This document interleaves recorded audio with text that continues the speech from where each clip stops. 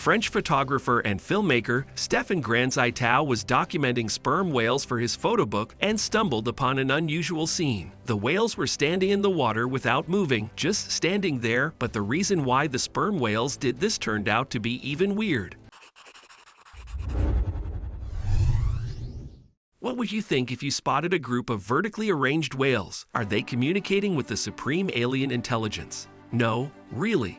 It's very weird, but there is a reasonable explanation for this. Every animal on the planet needs to rest from time to time. This is true for every creature, from elephants to jellyfish, from humans to insects. Some of them, like domestic cats, spend a lot of time napping. And some are like whales. To rest, they float in the middle of the ocean, like giant fishing floats, but this only lasts about 15 minutes. Whales can spend about 7% of the entire day on rest.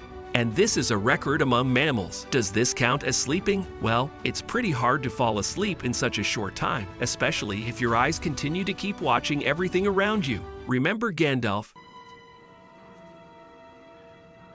If he were a whale, Pippin would never get the Palantir. Some scientists believe that during a short rest, whales remain awake with half of their brains active. So you can't even call it a normal sleep. But is there any other way when you can always be attacked at any moment? Also, this is not the only reason. Whales simply cannot really fall asleep because they control their breathing. That's actually quite inconvenient. Humans do not need to do anything to keep on breathing. The body will take care of it on its own. But whales live underwater and have to constantly monitor whether or not they can breathe right now. Remember this fact. I'll get back to it in a bit, but whales not only have complete control over their breathing, they also know how to distribute oxygen to the right organs. For example, if at the moment the animals are not using anything else other than their brains and fins, these organs will get all the oxygen. Why supply it to the stomach when it has nothing to digest? After all, you should save your oxygen just like your energy. If you live underwater, your life depends on it, literally. Is there any other way to avoid external threats? I don't know. Dive deeper. Each species can dive to different depths without risk to the body. So maybe the whales are trying to dive to the very bottom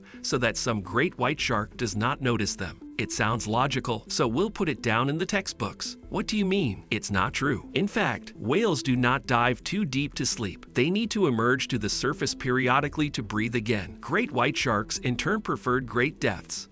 So the chances resting whales will be attacked by this predator are slim. And orca is a different story though. For them, this is a comfortable living environment where they can swim and have a snack. Perhaps whales gathering groups to protect themselves from orcas. But to be honest, I don't know how this can help. If you've seen my video about orcas, you know nothing can stop them. Perhaps the only thing that can somehow save resting whales is the reaction speed. They quickly wake up and try to swim away from danger as far as possible. There's something a little embarrassing about this. You are a huge animal, but you still have to flee to avoid being eaten. Still, the whales manage to find the perfect balance. Perfectly balanced, as all things should be.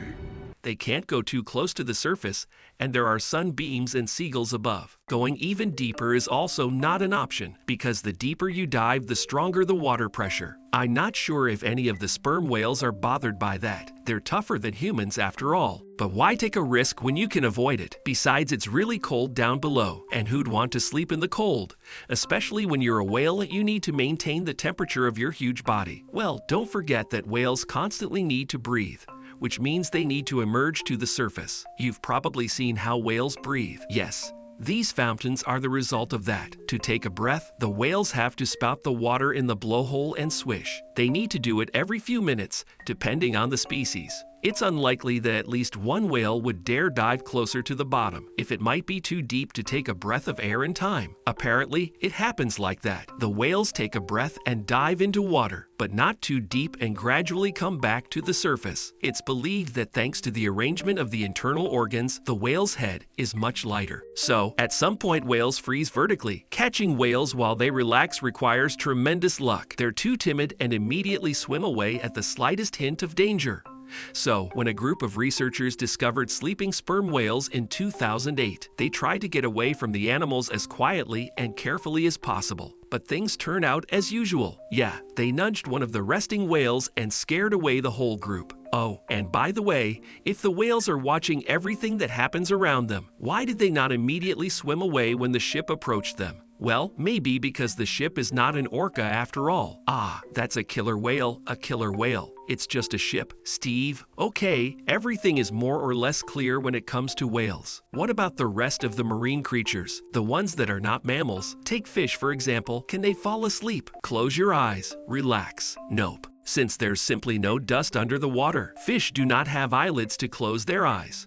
Hey, you fish, blink twice if you hate Finding Nemo. You gotta be kidding me. But the structure of the eyes is not the only difference. Many areas of the human brain become less active when people are sleeping, especially in the neocortex. This is the layer that processes the highest cognitive ability. But fish do not have a neocortex, which means their sleep will be completely different. Strictly speaking, this is not even dreaming, but something like suspended animation, during which the fish rests. Its duration depends on the species' surrounding conditions and a bunch of other factors. For example, during migrations, fish don't seem to even try to give themselves a break, or maybe they sleep on the move. Since a fish sleep is still not a sleep in common sense, why not rest and swim at the same time? Still, scientists do not have an exact answer to how exactly fish don't sleep. Too many species to different conditions, too hard to study. Even those examples of suspended animation that have already been discovered are very different from each other. Sand lances burrow into the sand to rest and not get caught by predators. Some coral fish get between the reef branches to avoid being swept away by the current. The parrotfish even secretes a mucus cocoon, which protects it from parasites and hides it from predators. Would you like to rest in a sleeping bag made of your own saliva? Not so bad. Until scientists have conducted adequate research, it's too early to come to any conclusions, but it seems to me that fish don't sleep a lot. It's hard to get yourself a good rest when there's always a risk of being eaten. And then I thought, what if people behave the same way? No burrowing in the sand to take a nap, but resting for a couple of hours. Spoiler alert, nothing good will happen. An adult needs an average of 7 to 10 hours of sleep. If you don't have time to rest during the night, you'll start losing focus, your mood will change. It'll be difficult to quickly react to what is happening. Well, you know how sleep deprivation works. And if you suffer from a constant lack of sleep, it'll result in a whole bunch of consequences. The risk of obesity, diabetes, stroke, high blood pressure, heart disease, poor mental health, and finally early death. But why did all geniuses sleep so little then? You've probably heard these stories about Einstein getting enough sleep in 3 hours, which is why he was so smart. Here's the thing, this is not true. The great physicist loved to sleep at least 10 hours and felt great. Though Nikola Tesla could not stand wasting time for sleep, rested intermittently, and admitted that he sleeps no more than 2 hours per day. And he, of course, was a genius and had more than one nervous breakdown at the same time. University professors even wrote to Tesla's father that unless he were removed from the school, Tesla would die through overwork, a questionable role model. But let's leave the geniuses in peace and get back to the whales. There's something of Tesla themselves. You know,